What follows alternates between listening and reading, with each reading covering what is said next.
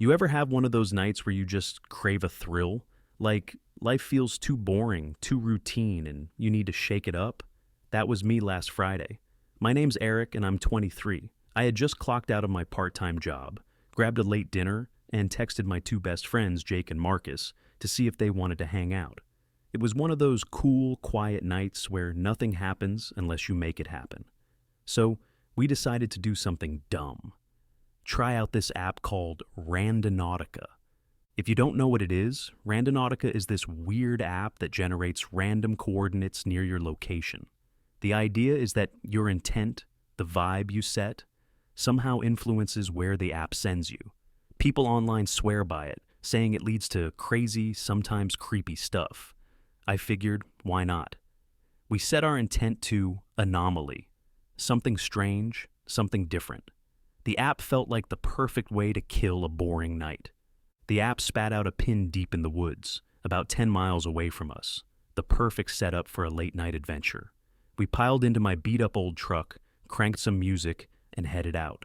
By the time we reached the spot where we had to ditch the truck, the woods looked like something straight out of a horror movie. Tall trees, pitch darkness, and an eerie, unsettling quiet. With our phone flashlights cutting through the night, we followed the GPS deeper into the forest.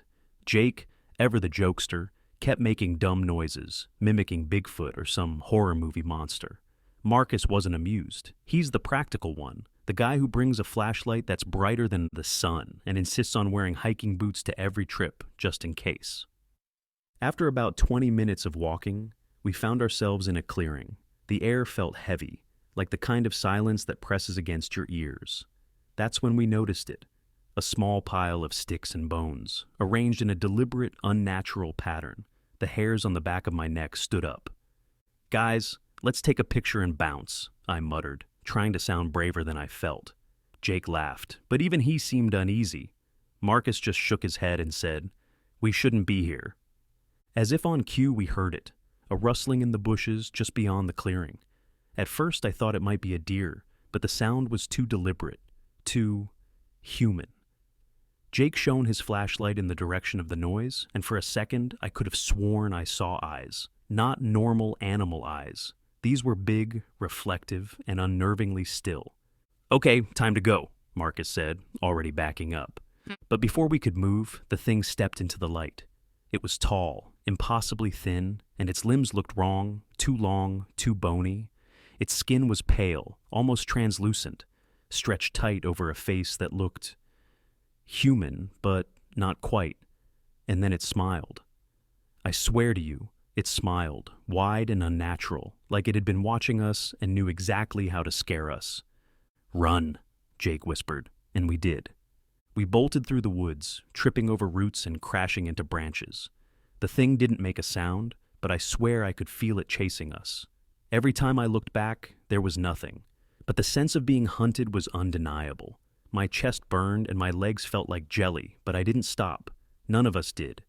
At some point, we realized we were lost. The GPS had stopped working, just a spinning circle and no signal. Marcus tried to stay calm, but Jake started freaking out, saying we were going to die out there. I was about to lose it too when I saw something familiar, the old wooden fence we'd passed on the way in. It was faintly visible in the moonlight, a lifeline in the chaos. We followed it, practically sprinting until we broke out of the woods and saw the truck. Relief hit me like a wave, but I didn't stop running until I was inside, slamming the door behind me. Marcus jumped into the passenger seat, and Jake dove into the back, yelling, "Go, go, go!" I didn't need to be told twice. I started the engine, and we tore out of there, gravel flying as I floored it down the dirt road. No one said a word until we were back on the main highway. Even then, the silence in the truck was deafening. "Was that—" Jake finally started, but Marcus cut him off. "Don't say it," he snapped. "Let's just agree to never talk about this again." And that's what we did, or tried to, anyway. But even now, days later, I can't get that thing out of my head. The way it looked at us, like it knew us, like it was something ancient, something that didn't belong in our world, but somehow found its way here. I don't know what we saw that night, but I'll tell you this. I'm never using Randonautica again. If you're thinking about trying it, just don't. Some things aren't meant to be found. You know how every small town has its creepy legends? Ours is about skinwalkers. The story goes that our local forest, a dense, dark patch of land that stretches for miles, is their territory. People say they mimic voices, take on forms they shouldn't, and lure you in. Of course, no one takes it seriously. Not really, I didn't, at least, until last weekend. My name's Kayla.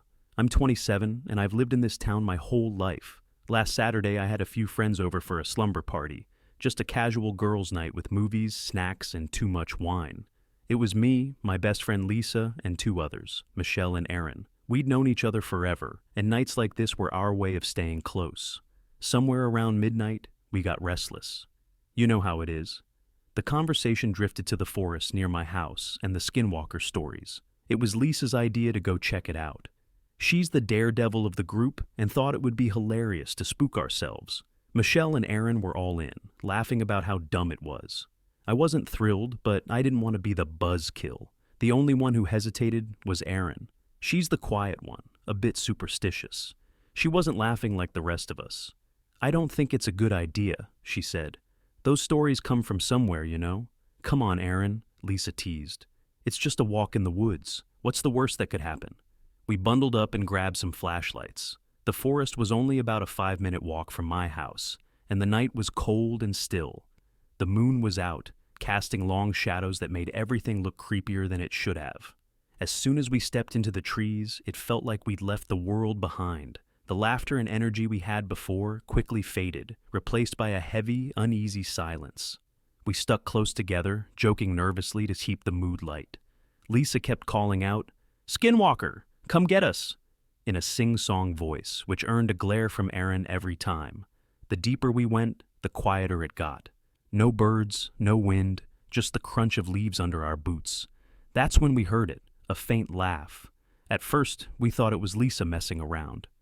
"Nice try," Michelle said, shining her flashlight toward her.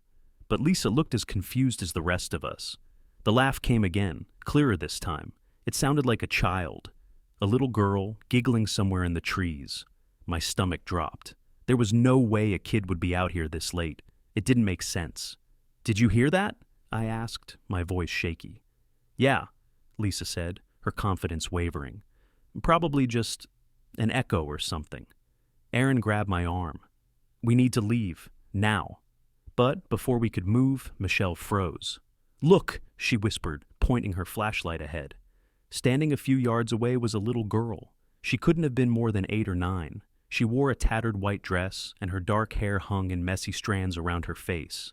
But something was off. Her posture was stiff, unnatural. Her head tilted slightly, and her face was too pale, like she hadn't seen sunlight in years. The giggling started again, but this time her mouth didn't move. "Oh my God," Michelle breathed, backing up. "What is that?" Lisa, for once, didn't have a joke. She whispered, "It's a prank, right? Someone's messing with us." The girl stepped closer, her movements jerky, like a puppet being dragged forward. That's when I saw her legs. They bent wrong, like they'd been broken and set the wrong way. She cocked her head, staring at us with wide, unblinking eyes. I can't explain it, but I felt it. Whatever this thing was, it wasn't a little girl. It was pretending. "Run," Aaron said, her voice firm but quiet. None of us argued. We turned and bolted, crashing through the underbrush like panicked deer. The laughter followed us, echoing around us like it was everywhere at once. My heart pounded as I pushed myself to keep going, not daring to look back. We burst out of the woods and into the open field near my house, gasping for breath. The laughter stopped as suddenly as it had started. I looked back, half expecting to see her standing at the edge of the trees, but there was nothing. Just the dark, still forest. We didn't say much as we stumbled back to the house, locking the doors and shutting the curtains as soon as we were inside. Lisa tried to laugh it off, saying it must have been a stray kid or our imaginations running wild. But none of us really believed that. Aaron didn't say, "I told you so." She didn't need to.